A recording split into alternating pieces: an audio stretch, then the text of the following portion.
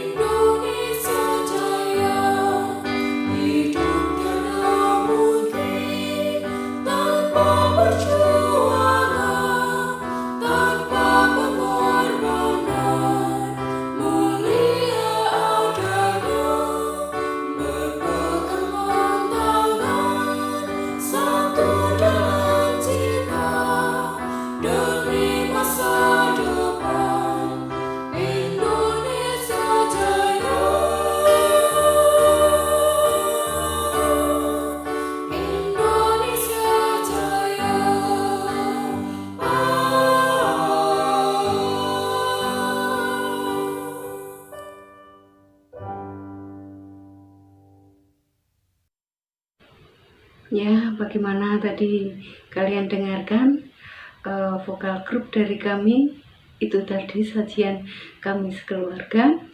Saya, suami saya sekaligus sebagai pengiringnya, dan anak saya Brigita Puspajuwita, pengaransemen lagu Indonesia Jaya. Baiklah, kita mulai yuk pembelajarannya tentang sajian vokal grup. Kompetensi inti tidak perlu ya kita baca, kalian sudah paham dan kalian bisa baca di dalam bukunya. Kita masuk pada kompetensi dasar. Kompetensi dasar pembelajaran kali ini adalah 3.2, memahami teknik penambahan ornamentasi ritmis maupun melodis lagu dalam bentuk kelompok vokal. Kompetensi dasar 4.2, mengembangkan ornamentasi ritmis maupun melodis lagu dalam bentuk kelompok vokal. Yang 3.2 pengetahuan, yang 4.2 adalah keterampilan. Apakah tujuan pembelajaran dari materi ini? Ada 3. Yang pertama, mengetahui pengertian vokal grup. Kedua, menganalisis ciri-ciri vokal grup. Yang ketiga, menentukan tahapan penyajian vokal grup. Berikut, apakah itu pengertian vokal grup? Kalau kalian sudah membaca, kalian pasti tahu.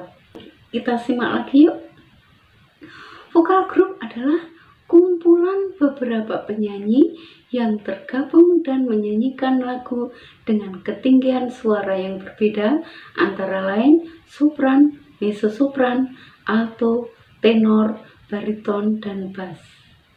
Jenis suara sopran, mezzo-sopran, alto merupakan jenis suara wanita. Sedangkan tenor, bariton, dan bass adalah jenis suara pada laki-laki. Namun demikian, bukan berarti anak-anak SMP ke bawah itu tidak boleh menyanyikan lagu vokal grup.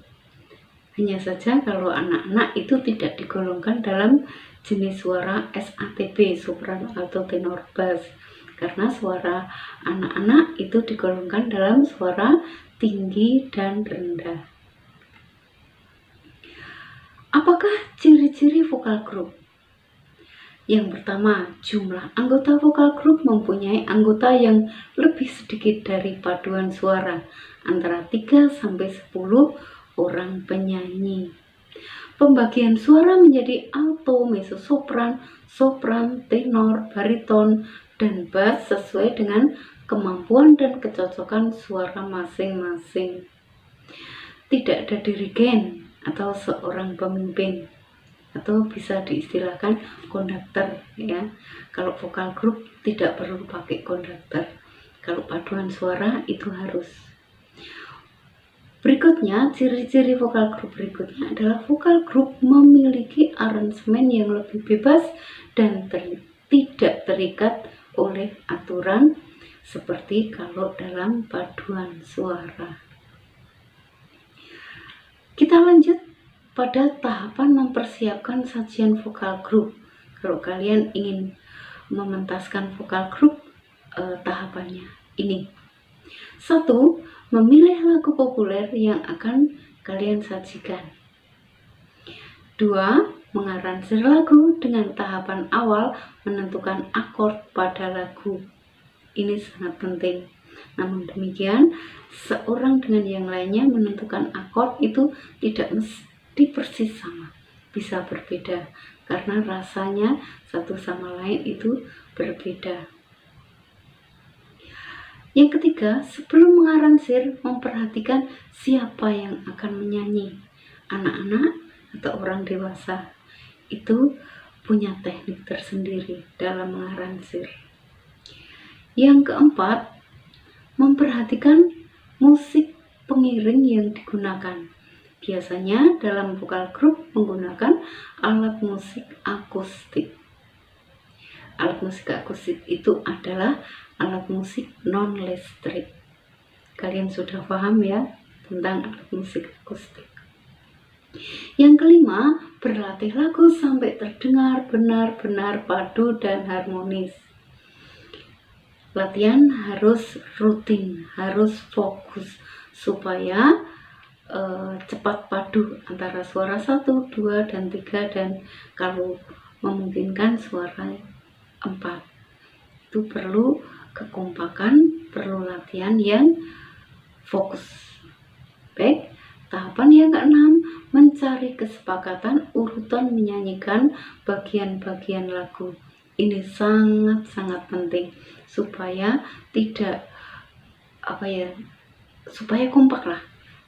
Jadi jangan sampai kebingungan kalau nanti di atas pentas setelah ini menyanyikan apa gitu.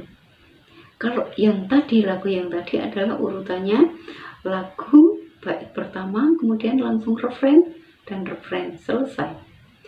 Baik, lanjut pada tahap yang ketujuh, memperhatikan dinamika lagu. Dinamika lagu adalah supaya lagu itu tidak terdengar monoton. Ada kerasnya, ada lembutnya, ada cepatnya, ada lambatnya, ada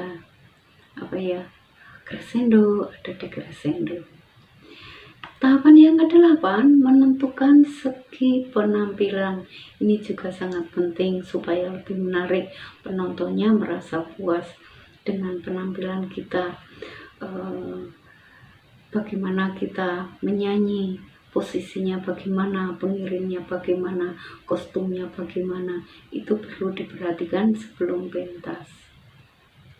Yang ke-9 adalah puncaknya, yaitu pentas menyanyikan lagu vokal grup. Yang kita perhatikan apa? Yaitu segi mental, supaya kita tidak grogi. Kalau grogi nanti suaranya bisa sumbang, suaranya bisa hilang, kemudian urutannya bisa kacau dan sebagainya ya. Jadi perlu konsentrasi, perlu mental yang baik. Yang terakhir adalah setelah pentas kita melakukan evaluasi. Apa gunanya evaluasi? Supaya nanti kalau kita pentas lagi, pentasnya akan lebih bagus lagi dibandingkan pentas yang sekarang ini. Demikian ya. Baiklah, setelah pembelajaran ini usai, kita akan mengadakan evaluasi. Evaluasi ini untuk memberikan ukuran apakah kalian menguasai materi yang kami sajikan. Pertanyaannya, apakah pengertian dari vokal group? Bisa menjawab? Yang kedua, apakah ciri-ciri vokal group? Saya yakin kalian bisa menjawabnya. Yang ketiga, sebutkan tahapan dalam menyanyikan vokal group. Tadi ada 10 tahapan. Kalian masih ingat? Baik anak-anak, ada beberapa pertanyaan lagi untuk kalian yang akan kami bagikan lewat Google Form yang linknya akan saya kirim ke kalian semua. Baiklah anak-anak, pembelajaran cukup sampai di sini. Terima kasih atas perhatiannya. Kita akan berjumpa lagi di lain kesempatan dalam pembelajaran yang sama dengan Ibu Kristiana. Sekian dari kami. Terima kasih. Sampai jumpa.